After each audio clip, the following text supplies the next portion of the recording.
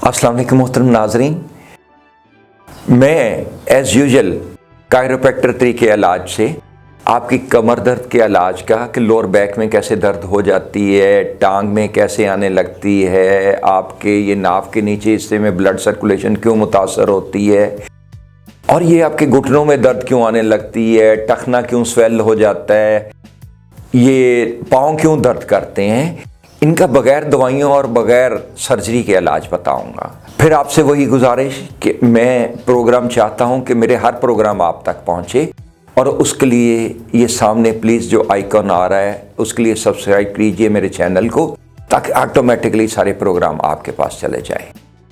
नाज़रीन, जैसा कि आप जानते हैं कि ह्यूमन नर्वस सिस्टम के 3 ही हिस्से हैं।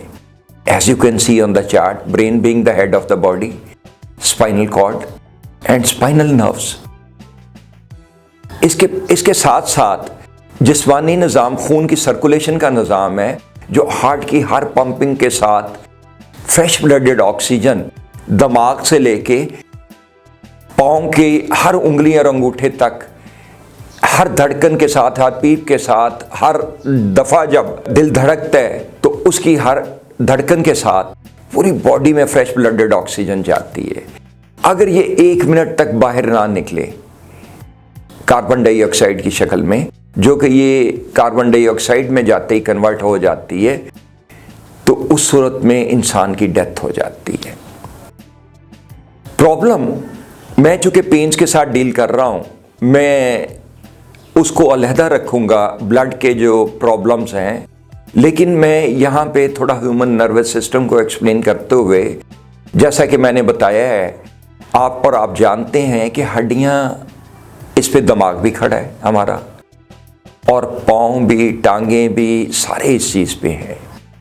जो हमारे निचले हिस्से को ब्लड सर्कुलेशन नाव के निचले हिस्से को जाती है, वो ये लोअर वर्टेब्रा से जाती है, जैसा कि आप चार्ट पे देख रहे हैं, एरो की मदद से देख रहे हैं। यहाँ से 5 नर्व्स ओरिजिनेट करती हैं, S1 से लेके S5 तक।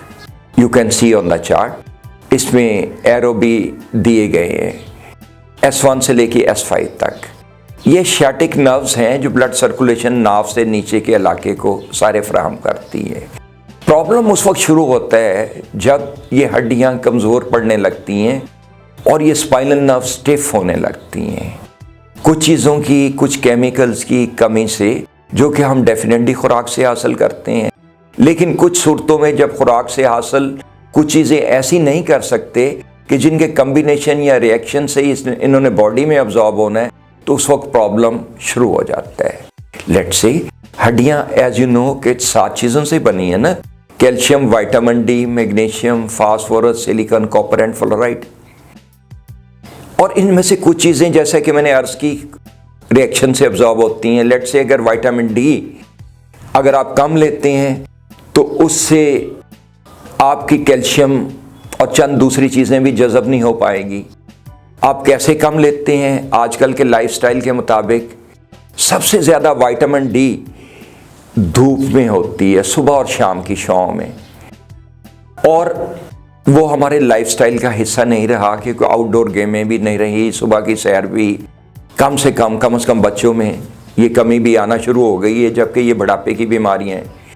तो उस सूरत में, और ये ऑफ कोर्स बाकी चीज़ों में भी होती है, लेकिन सबसे ज़्यादा सूरज की छाँव में होती है। उसके बाद मछली, अंडे और इस तरह दूध, मक्खन वगैरह में, इनमें भी होती है, लेकिन बहुत कम मिकदार में होती है। तो जैसे ये चीज़ें, विटामिन डी वगैरह कम होने लगती हैं, कैल्शियम एब्जॉर्ब नहीं हो पाती, तो हड्डियाँ हमारी कमज़ोरी का शिकार होने लगती हैं। इनमें स्पाइनल डीजनरेशन आना शुरू हो जाती है, इनमें गैप्स जो है अफेक्ट होना शुरू हो जाते हैं।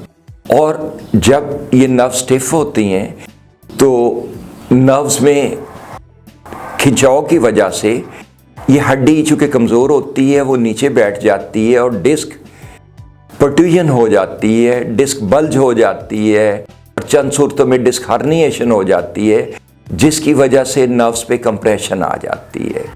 जब नर्व पे कंप्रेशन आ जाती है तो दिमाग पूरी रिफ्लेक्सेस तो कंट्रोल नहीं कर पाता, क्योंकि नर्व्स के कंप्रेशन की वजह से जब नर्व्स पे कंप्रेशन आएगी तो उस सूरत में फिर ये मर्ज़ लाहक हो जाता है कि नाव से नीचे का इलाका, जिसका कि आज मैं प्रोग्राम में आपको बताना चाहता हूँ, इससे नीचे का इलाका मुतासर हो जाता है, जिससे लेट्स से कि L3 से अगर प्रॉब्लम आया तो उस सूरत में हमारे सेक्सुअल ऑर्गन्स, घुटने, ये सारे मुतासर होने लगेंगे।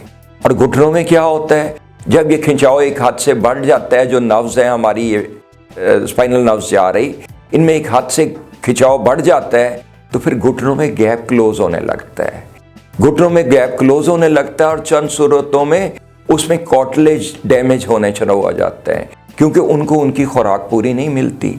वही हड्डियां जो 7 चीज़ों से बनी है, जब वो पूरी नहीं मिलेगी तो कार्टिलेज डैमेज होगा, और जब ये नर्व खिंचाव का शिकार होगी तो उस सूरत में हड्डियां मिल जाएंगी। अब ये नर्व जो स्वेलिंग का शिकार हो जाती है कंप्रेशन की वजह से, नर्व में कंप्रेशन की वजह से, उसकी वजह से, उसके खिंचाव की वजह से हड्डियां में गैप कम होने लगता है।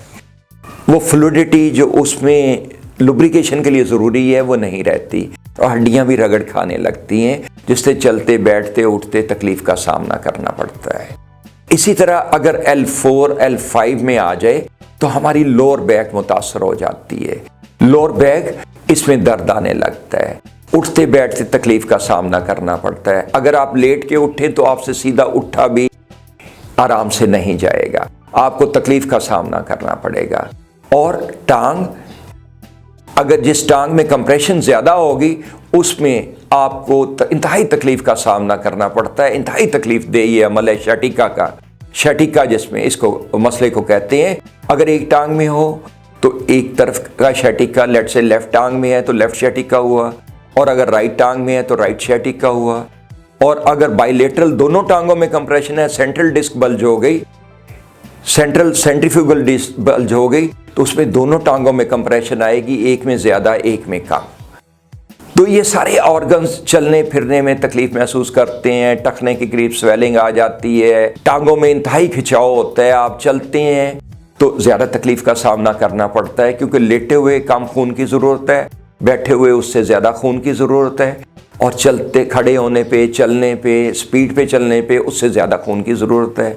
अभी आपका जब फ्यूल उस मकदार में नहीं मिलेगा जो आप उससे काम लेना चाहते हैं, कमर और टांगों से, तो ज़ाहिर तकलीफ़ को तो सामना करना पड़ेगा ना नाज़रीन। तो लेकिन इसका इलाज भी हम कायरोप्रैक्टर तरीक़ेकार में बग़ैर दवाइयाँ और बग़ैर सर्जरी के करते हैं, जो कि नहायत ही इलाज आसान है। मैं इसके बाद आपको प्रैक्टिकली डेमोस्ट्रेट करूँगा कि ये कैसे होता है, लेकिन मैं आखिर में आपसे ये गुजारिश करना चाहता हूँ कि वेस्टर्न ममालिक में तो ये इलाज कॉमन है, पाकिस्तान में अभी नया है।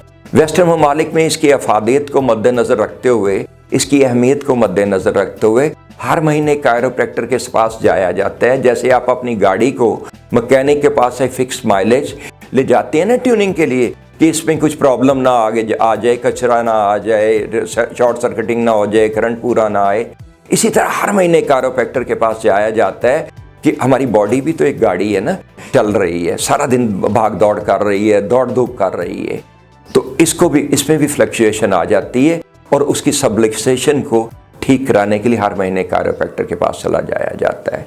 चलें, अगर वो ना भी सही तो जैसे ही इसके इब्तदाई सिम्टम्स शुरू हों, आप फ़ौरन जाइए और इसका इलाज कराइए, और इसकी इब्तदा में इलाज करा लेंगे तो फ़ौरन इलाज हो जाएगा। एक आध सेशन में ये कंप्लीट आपकी दर्द दूर हो जाएगी। लेकिन अगर आप इसको ड्रैग करते रहेंगे, इग्नोर करते रहेंगे, काम काज में इतने मसरूफ़ रहेंगे, तो अल्टीमेटली ये आपको काम काज से भी रोक देगी, और उस सूरत में इसके सेशंस भी ज़्यादा हो जाएंगे, क्योंकि नर्व्स जिनमें पूरी तरह ब्लड सर्कुलेशन नहीं हो पाएगी उसमें इंटरनल स्वेलिंग आ जाती है। उन टिश्यूज़ में जिनमें ब्लड पूरा नहीं जा पाएगा स्वेलिंग आ जाएगी। इसलिए ये सारी चीज़ें मुतासर होने से पहले और डैमेज होने से पहले बेहतर है कि आप इब्तदाई इलाज लें।